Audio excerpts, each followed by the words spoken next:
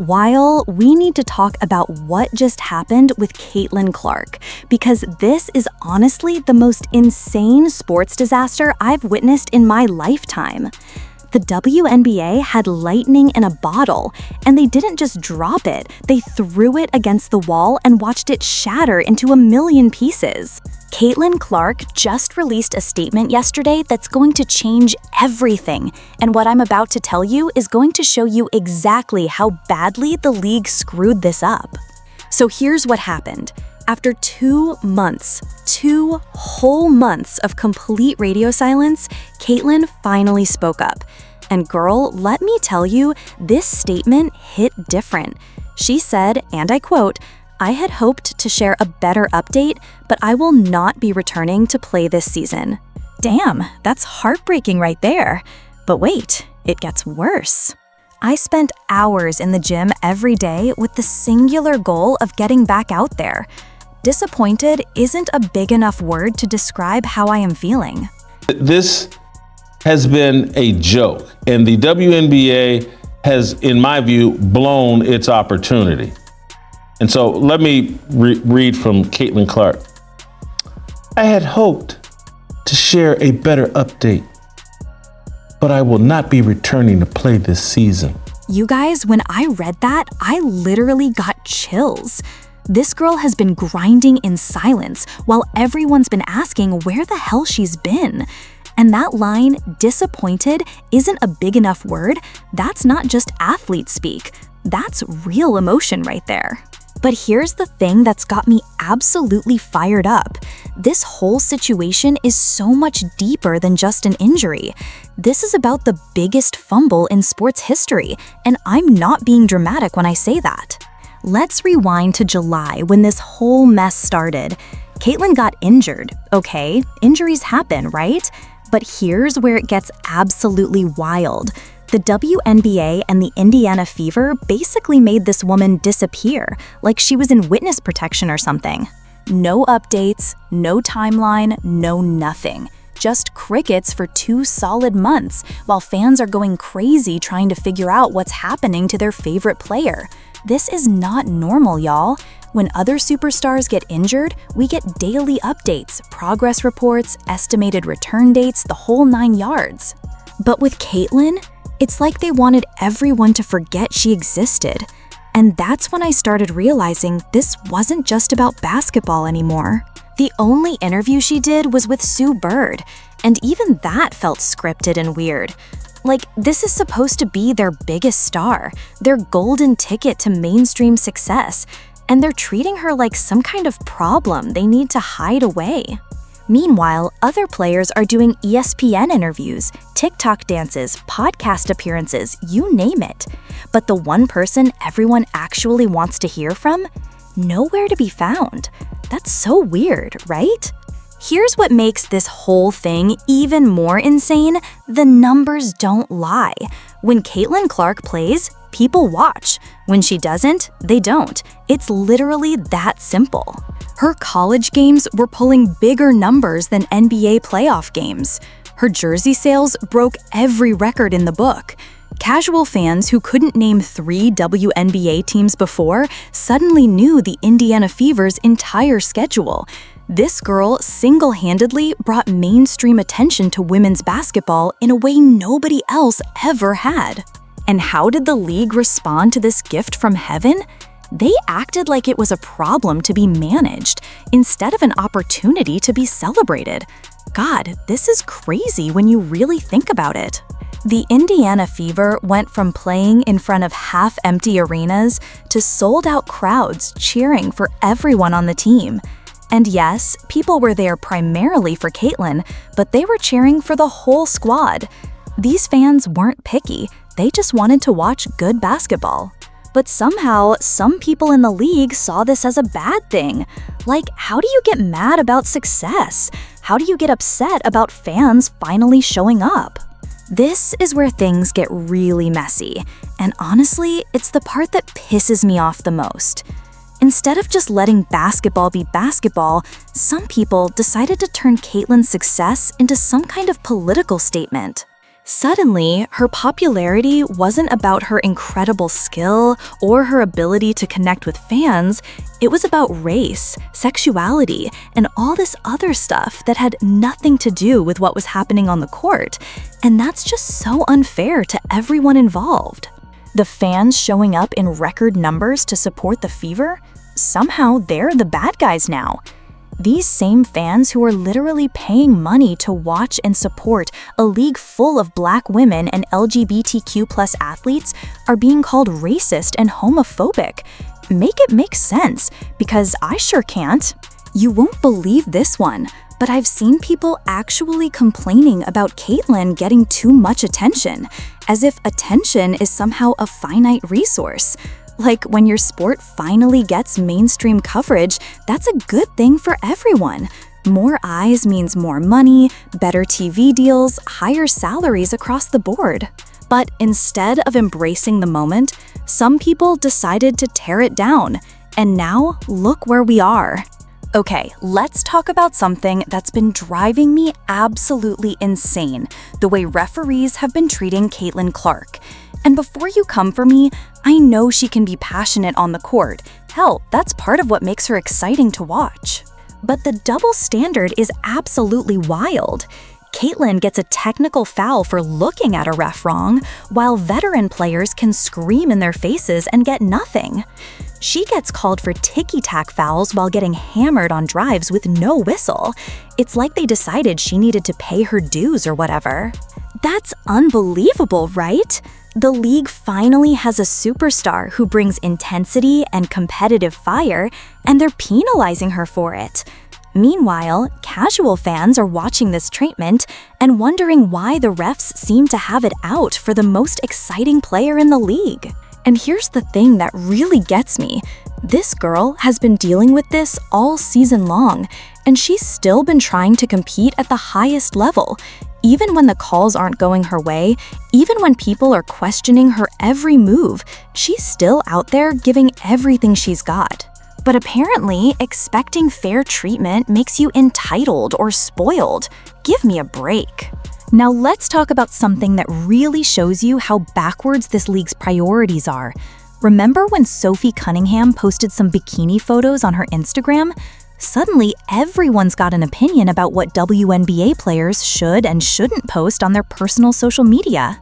This is so weird. The same league that preaches empowerment and be yourself suddenly turns into the Instagram police when players show a little skin.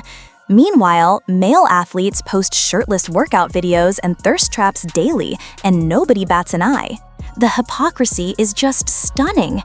They want players to build their personal brands and connect with fans, but only if those brands fit into some pre-approved corporate box. They want personality, but only sanitized, focus group-tested personality. And don't even get me started on how this contrasts with Caitlyn's squeaky clean image getting full protection while other players get lectured about showing too much. It's like they've decided which players get to be themselves and which ones need to be controlled. Damn, that's insane when you really break it down like that. Here's something that's been bothering me all season: the way some veteran players have handled Caitlyn's arrival. Look, I get it. These women built this league from the ground up, and respect is important. But gatekeeping success isn't protecting the sport's integrity, it's limiting its growth. When you've got players complaining about media attention while simultaneously demanding more coverage for themselves, something's not adding up. When established stars are throwing shade at the rookie who's bringing more fans than they've ever seen, that's not veteran leadership, that's just petty. The pay your dues mentality is so frustrating, because what dues are we talking about exactly? Caitlyn's already proven herself at every level. She broke records in college, she's performing in the pros, and she's bringing unprecedented attention to the sport. What more does she need to do? And here's the real kicker. While some vets are busy protecting their territory, they're missing the biggest opportunity in WNBA history. Caitlyn's popularity could have lifted everyone. More fans, more money, more opportunities for everybody. Instead, some people chose to see it as a threat. That's just so short-sighted, and honestly, it's heartbreaking to watch. The Indiana Fever's handling of this situation has been an absolute masterclass in how not to manage your biggest asset. They had the first overall pick, the most popular player in women's basketball, and a fan base ready to explode with excitement. And what did they do? They treated Caitlyn like some kind of classified information that needed to be hidden from the world. No injury updates that made sense, no clear communication with fans, no timeline that anyone could follow, just corporate speak and deflection while their star player disappeared into thin air. It's like they were embarrassed by their own success. Meanwhile, other teams were promoting their players left and right, building marketing campaigns, engaging with fans. The Fever? Radio silence. They turned their biggest opportunity into their biggest mystery, and not in a good way. You guys, this is unbelievable when you think about how badly they botched this. Let's talk numbers for a second, because the financial implications of this mess are absolutely staggering. Conservative estimates suggest the WNBA left tens of millions of dollars on the table through their mismanagement of the Caitlyn Clark situation. Think about it. Jersey sales, ticket sales, merchandise, TV ratings, sponsorship deals. All of that takes a hit when your biggest draw disappears for 2 months with no explanation. Corporate partners don't know what story to tell when the league itself seems confused about its own success. The ripple effects go beyond just this season, too. Casual fans who might have become regular supporters got turned off by the drama and lack of communication. That's lost revenue for years to come. And for what? Because some people were uncomfortable with how popular Caitlyn became? Because veteran players felt threatened? Because the front office didn't know how to handle success? God, this is crazy when you think about how much money they left on the table. Maybe the most damaging part of this whole disaster is how it's broken trust with the fans who actually showed up. People bought jerseys, season tickets, league pass subscriptions. They invested their time, money, and emotional energy into supporting the sport. And how did the league repay that loyalty? With corporate double talk, manufactured controversy, and a complete lack of transparency about their biggest star's condition. That trust, once broken, is incredibly hard to rebuild.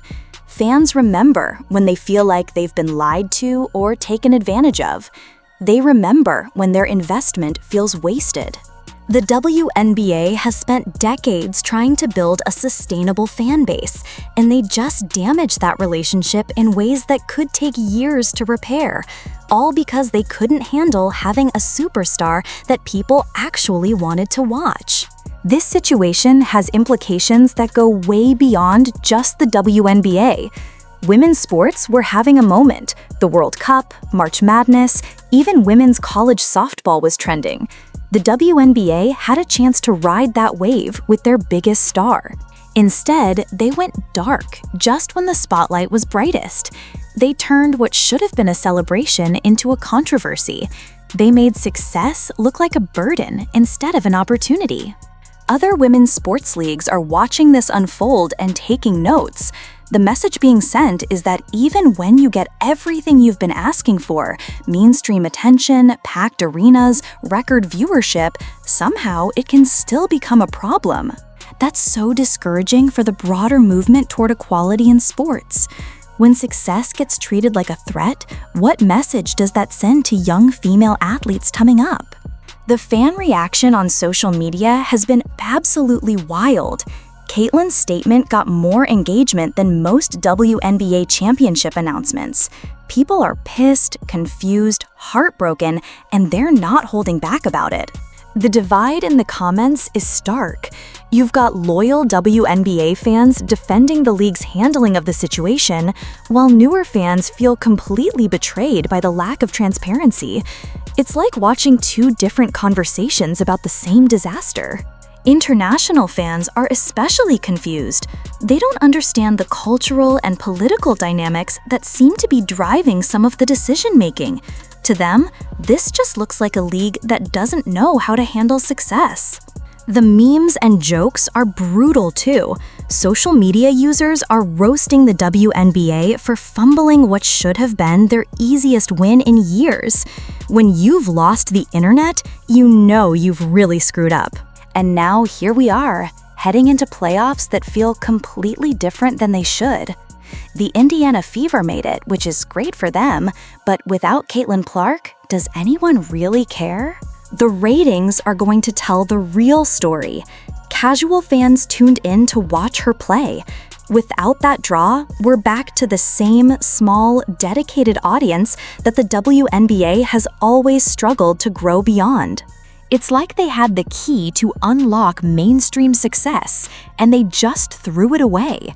The playoffs should be a celebration of the league's growth and Caitlin's impact. Instead, they feel like a reminder of what could have been. Going back to Caitlin's statement, there's so much pain and frustration packed into those few paragraphs. When she says disappointed isn't a big enough word, you can feel how let down she is by this whole experience. But here's what gets me. She still found a way to thank the fans and support her teammates. Even after being failed by the system, she's still showing class and leadership. That tells you everything about her character. The line about spending hours in the gym every day just breaks my heart. This girl was grinding in silence while everyone speculated about where she was and what was happening. She was putting in work, hoping to get back out there, and the organization couldn't even give fans basic updates. And when she talks about the fans continuing to show up despite all the uncertainty, that's a direct shot at how poorly this whole thing was handled. Fans shouldn't have to deal with uncertainty when it comes to basic information about player health. Here's the truth that's hard to swallow. The WNBA had everything they said they wanted: a superstar, mainstream attention, packed arenas, record viewership, corporate interest. And somehow, they turned it into a disaster. Caitlin Clark gave them a gift that most professional sports leagues would kill for: a young, talented, marketable star who could single-handedly change the trajectory of the entire sport. And they fumbled it so badly that we're still trying to understand how it all went wrong. The saddest part? It didn't have to be this way. With proper communication, smart marketing, and basic competence, this could have been the greatest success story in women's sports history. Instead, it's become a cautionary tale about what happens when organizations fear their own success more than their failure. And now, as Caitlin focuses on supporting her teammates through what's left of the season, we're all left wondering what could have been if the people in charge had just done their jobs properly. This whole situation is just, damn, it's heartbreaking, but it's also infuriating. Because women's sports deserve better. The fans deserve better. And Caitlin Clark definitely deserved better. The WNBA had their golden goose, and they cooked it. Now we all have to live with the consequences of that choice. And honestly, that might be the most disappointing part of this entire mess.